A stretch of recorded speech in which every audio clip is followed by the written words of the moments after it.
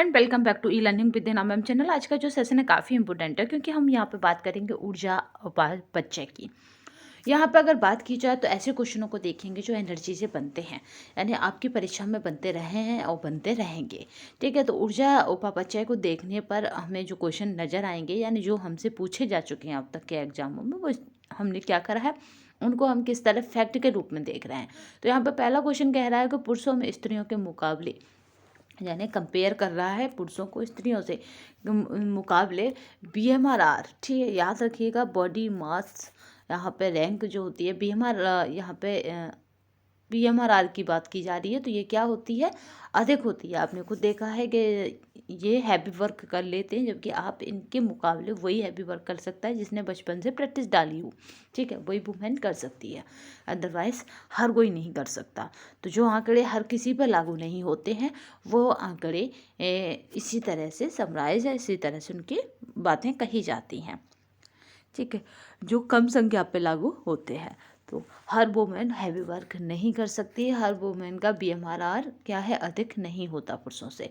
ठीक है, तो यहाँ पे पुरुषों में स्त्रियों के मुकाबले बीएमआर अधिक होता है।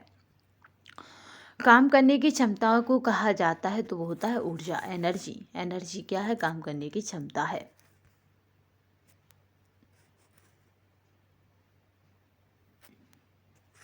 भोजन में ऊर्जा का सबसे संकेतित रूप है तो वो होता है कार्बोहाइड्रेट्स। ऊर्जा का वह मुख्य स्रोत जिसे कुल दैनिक ऊर्जा का प्रमुख भाग होना चाहिए, कार्बोहाइड्रेट्स।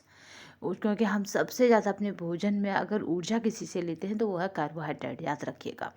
ऊर्जा की माप की गई इकाई क्या है, ऊर्जा को हम किस में मेजर करते हैं, किस में हम नापते हैं, तो याद रखिएगा कैलोरी से मेजर करते हैं। गतिशील संतुलन से तात्पर्य है प्रोटीन ऊर्जा अनुपात का। गतिशील संतुलन से क्या तात्पर्य होता है, तो प्रोटीन ऊर्जा अनुपात का। नेक्स्ट देखते हैं, ऊर्जा की प्रतिदिन आवश्यकता सबसे अधिक होगी पत्थर तोड़ने वाले को, जो हैवी वर्क करते हैं, यहाँ पे वाला हो बाली हो कुछ भी हो, ऊर्जा की प्रतिदिन जो आवश्यकता है, जो नीड है, जो उसको ज़रूरत पड़ेगी वो उसी को पड़ेगी जो हैवी वर्क करता हो। खाली कैलोरी से तात्पर्य है सिर्फ कैलोरी से। एक कैलोरी बराबर जूल के बराबर होती है, तो याद रखिएगा 4.1184 के। आपको पता ही है कि 1 किलो कैलोरी में कितनी वन 1 किलो कैलोरी में कितनी, तो चार ही दिखाते हैं, याद रखिएगा 4 ग्राम दिखाते हैं। 4 ग्राम किलो कैलोरी होती है। देह के लिए ऊर्जा का मुख्य स्रोत क्या है, तो ग्लूकोज है। ऊर्जा हम कहाँ से मिलती है, शरीर को, देह माने हो गया बॉडी को। तो आपको पता है ग्लूकोज से, गर्मियों में हम ग्लूकोज का डिब्बा क्यों रखते हैं, क्योंकि हमें ऊर्जा की तुरंत पूर्ति करता है ग्लूकोज। WHO द्वारा सुझाए गए एक वयस्क एशियन व्यक्ति की सामान्य BMI क्या होगी, तो आप बताएंगे 1823 किलोग्राम मीटर। ठीक है, तो यहाँ पे BMI होगी। चलिए नेक्स्ट देखते हैं।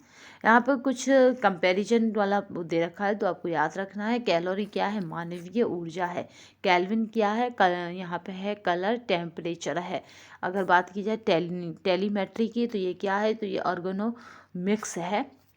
अगर बात की जाए सेलेनाइट की तो ये क्या है, इलेक्ट्रॉनिक्स है। सेलेनाइट क्या है, इलेक्ट्रॉनिक्स है। अब बात करते हैं विराम अवस्था में शरीर द्वारा वांछित ऊर्जा की मात्रा क्या हो जाएगी, आधारभूत उपापचय है। ये क्या है, आधारभूत उपापचय। नेक्स्ट देखते हैं, यहाँ पर साधारण श्रम श्रेणी का पुरुष की क्या हो जाएगी, 23-20 किलो कैलोरी दिन में। मध्यम श्रम श्रेणी की महिलाओं का क्या हो जाएगा, 22-30 किलो कैलोरी दिन में। और 13 वर्षीय लड़की का क्या हो जाएगा, 23-30 किलो कैलोरी प्रतिदिन। 16 वर्षीय का 30-20 किलो कैलोरी दिन में दिन। ठीक है, साधारण श्रम श्रेणी की गर्भवती महिला जो हैवी वर्क नहीं करती तो बस 27-50 किलो कैलोरी दिन। याद रखिएगा, इसमें हमने क्या करा है, RDA चार्ट को फॉलो करते हैं। तो RDA चार्ट को मैं जल्दी ही आपको कराऊंगी जिससे कि आने वाले क्वेश्चन कंप्लीट हो सके, क्योंकि RDA चार्ट हमें कौन सा करना है, 2020 वाला करना है, जो काफ़ी इंपॉर्टेंट है। परीक्षा की दृष्टि से क्वेश्चन वहीं से बनेंगे, वहीं से हमें किलो कैलोरी और इस तरह के मेजरमेंट भी प्राप्त होंगे। भारी या हैवी ऊर्जा वाले कार्य हैं बिस्तर बनाना। ये पिछली बार 2021 का आया हुआ क्वेश्चन है, तो ध्यान रखिएगा। किसी व्यक्ति का बॉडी मास इंडेक्स दर्शाता है उसकी लंबाई व वजन के सही अनुपात को। ठीक है, बॉडी मास इंडेक्स क्या दर्शाता है? उसकी लंबाई वजन का सही अनुपात को। ठीक है, यहाँ पे BMI उसी का मतलब क्या है? Body mass index. ठीक है, ये लंबाई व वजन सही अनुपात में दर्शाता है। आई मैंने होता है इंडेक्स। दहन की ऊर्जा एक साधन में नापी जाती है जो कहलाती है, तो वो कहलाती है बॉम कैलोरी मीटर।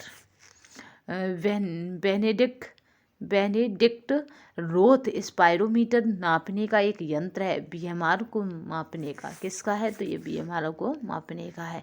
कैलोरी इकाई है गर्माहट की। ऊर्जा की मूल स्रोत क्या है? सूर्य ऊर्जा। ऊर्जा की आपूर्ति नहीं करते हैं पुष्टिकरण पदार्थ।